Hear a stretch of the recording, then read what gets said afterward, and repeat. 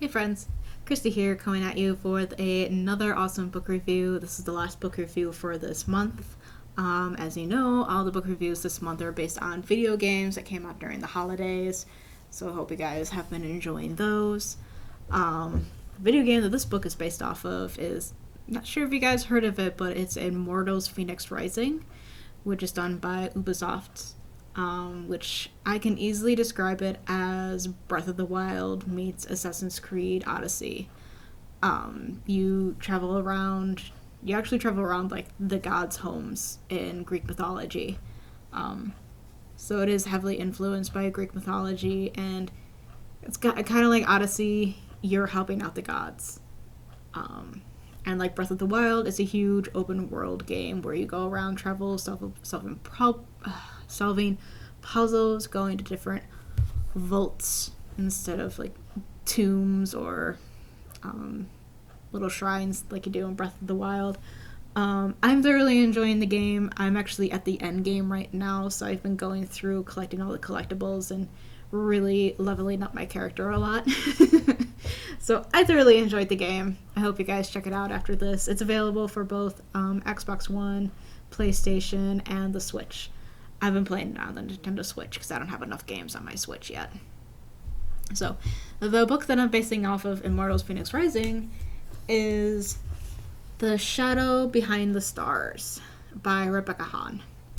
So, hold on. This is the very first one I read, so please give me a second as I try to remember what it is. Okay, so this one's actually. So, this book follows the Fates. If you guys don't know who the Fates are, they're a set of goddesses. There's the Maiden, the woman, I think like a woman, like an older woman, and then the crone.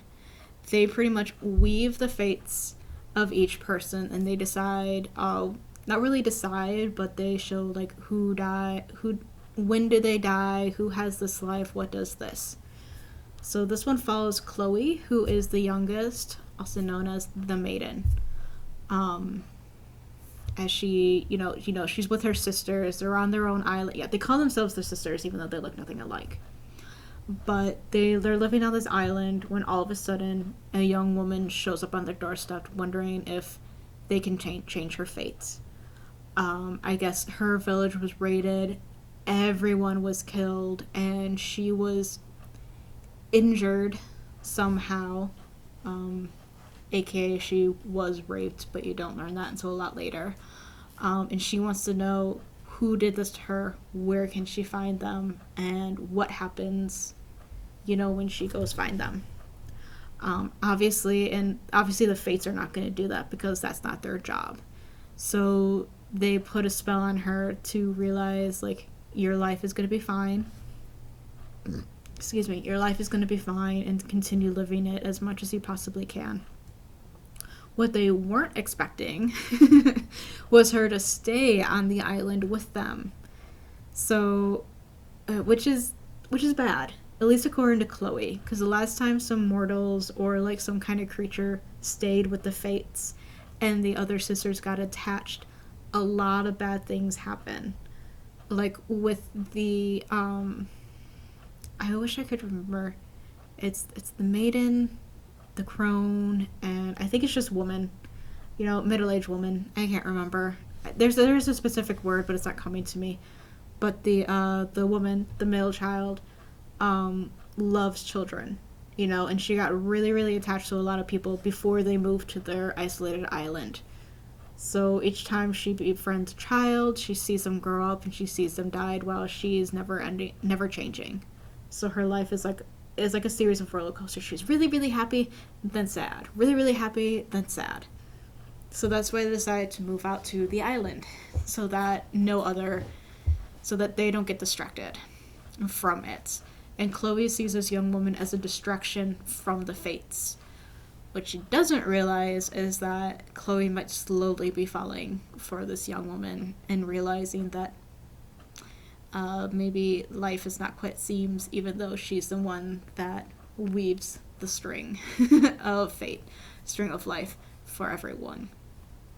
Not gonna lie, this book did take me a while but I think it's because, you know, when I think of Greek mythology, I think of a lot of action, because so much is happening between the gods and the goddesses that I just love to see the action. I love to hear the mythology on it and where these stories come from.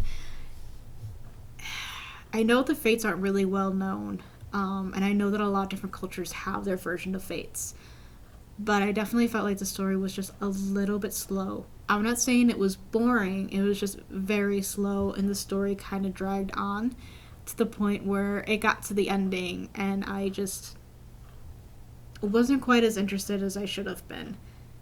The ending was really, really interesting. Like, I loved it, and you definitely learned an important lesson to it, like, while it was happening.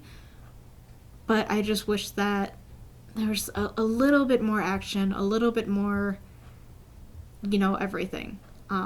Because you're very much in Chloe's head, and Chloe is such a cynic for everything. Because, you know, she's young, she's never gonna get older, but she's also, like, wise beyond her years because she is older. She's, you know, she's infinite, but she's also a child at the same time. So that was an interesting dynamic to read. I just wish that I could learn a little bit more about the fates and what exactly they do, and especially about, like, how the other gods, like, inner workings and things like that. Or maybe it's because Artemis is my goddess and I really want to just read books about her. That could be it as well. But that was The Shadow Behind the Stars. Sorry. You'd think I would know this by now, but I don't. If there's an ebook available, I'll go ahead and put a link in the description below. And if you guys are interested in checking it out, you may do so here at the library. But yeah, that is my review. So if you like this video, please give it a like. Please subscribe to the channel if you haven't already to see what the other librarians are doing with their videos. They're a lot better than mine. Go show them some love. Go like all their videos. And then also make sure to like us on like us on Facebook, where you get to learn more information about what's happening at the Frankfurt Public Library. That's all I have, and I will see you all in the next chapter. Bye.